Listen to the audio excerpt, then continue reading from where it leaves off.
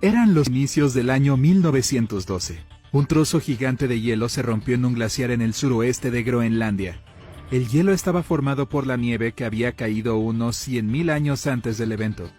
Ese era un tiempo en el que los mamuts todavía deambulaban por el planeta. El iceberg inició su viaje. Era algo enorme, más de 500 metros, pesaba alrededor de 75 millones de toneladas. También era un trozo de hielo muy tranquilo. Se mantuvo alejado de los barcos y las rutas de transporte congestionadas. No es que hubiera muchos en el lugar donde nació el iceberg. Y luego, de alguna manera, flotó mucho más al sur que otros icebergs. Nuestro iceberg tuvo suerte. Otros se derriten mucho antes de llegar a estas latitudes. De los 15.000 a 30.000 icebergs que se alejan de los glaciares de Groenlandia, solo el 1% llega hasta el Atlántico. Por eso es tan sorprendente que en abril nuestro iceberg viajero ya se encontraba a más de 2.400 kilómetros del círculo polar ártico. Incluso después de derretirse en el agua durante meses, este bloque de hielo todavía pesaba un impresionante 1,5 millones de toneladas. Es casi el doble que el puente Golden Gate. La parte superior del iceberg se elevaba sobre la superficie del océano por más de 30 metros, y aún así, si lo hubieras notado flotando junto a tu transatlántico, se habría visto inofensivo, pero solo a primera vista, como solo una pequeña parte de un enorme trozo de hielo. La mayor parte de cualquier iceberg siempre está oculta bajo la superficie. Normalmente una décima parte es visible sobre el agua, y el témpano del que estamos hablando no fue una excepción. Varios días antes de que nuestro iceberg llegara al Océano Atlántico, un magnífico barco partió del puerto. Era un barco de vapor de lujo que transportaba a más de 3.000 pasajeros y tripulantes. En ese momento, era el barco más grande jamás construido. El transatlántico se llamaba Titanic, se consideraba insumergible. Al comienzo de este viaje estuvo a punto de chocar con el barco a vapor Nueva York. Afortunadamente, el Titanic logró pasar junto al otro barco con un par de metros de sobra. La gente que abarrotaba las cubiertas del transatlántico dejó escapar un suspiro colectivo de alivio. Pocos sabían lo que les esperaba en el futuro más cercano.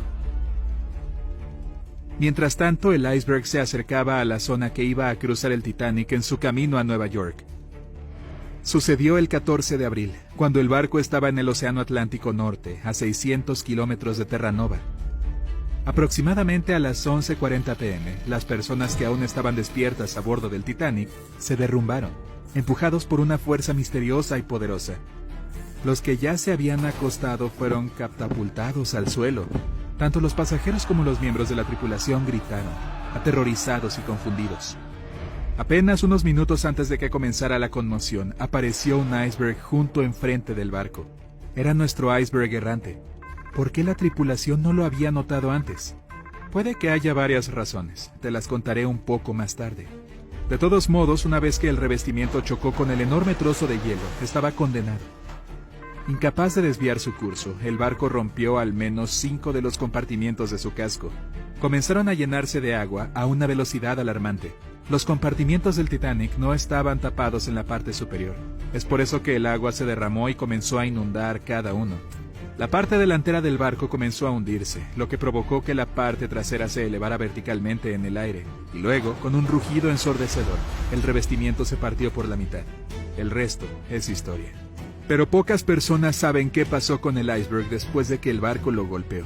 Nos lleva de vuelta a la pregunta de por qué nadie había visto la montaña de hielo flotante hasta que es demasiado tarde. Hagamos un seguimiento de los eventos de ese fatídico día. Alrededor de las 6 p.m., el capitán Smith finalmente decide cambiar el rumbo del Titanic. Ha estado recibiendo advertencias de iceberg durante todo el día. El barco comienza a dirigirse más hacia el sur, pero la velocidad sigue siendo la misma. A las 9:40 p.m., otro barco informa al Titanic sobre un vasto campo de hielo lleno de icebergs. Desafortunadamente, este mensaje nunca llega al puente del transatlántico. Aproximadamente a las 11 p.m., otro barco de vapor transmite por radio al Titanic. Dicen que el hielo los ha rodeado, haciendo que su barco se detenga. Este mensaje también se ignora. Mientras tanto, la mayoría de los pasajeros del crucero de lujo ya se han retirado a sus habitaciones. A las 11:35, los marineros en el nido del cuervo del Titanic notan el iceberg. Suenan 3 veces el timbre, lo que significa que hay algo más adelante. Luego llaman al puente. Los motores se invierten y las puertas de los compartimientos supuestamente se cierran.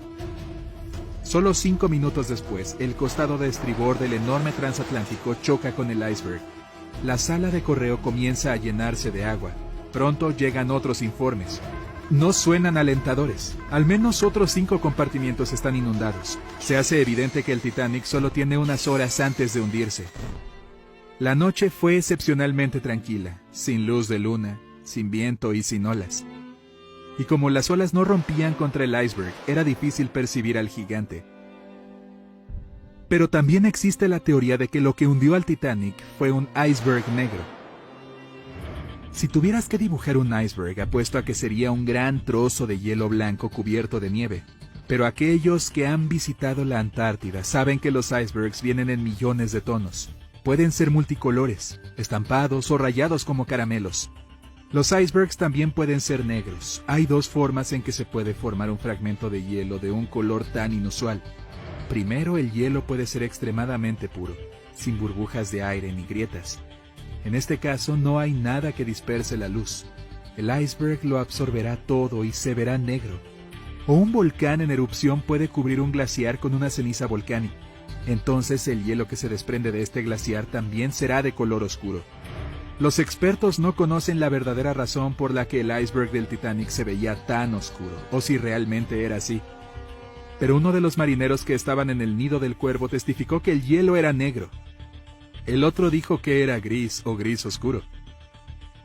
No hay nada emocionante o misterioso en los llamados icebergs negros. Son icebergs que ruedan después de que su parte superior se ha derretido, lo que cambia la distribución del peso.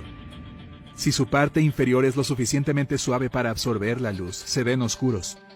Además, generalmente no están expuestos al aire el tiempo suficiente para que se acumule la escarcha blanca. Pero digamos que esta teoría es incorrecta y que el iceberg no era realmente negro.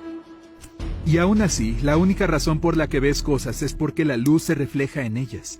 Cuanto menos luz haya, menos probable es que notes algo. La superficie del océano siempre reflejará la luz de la luna y las estrellas, pero un iceberg de forma irregular y casi vertical tendrá menos posibilidades de hacerlo.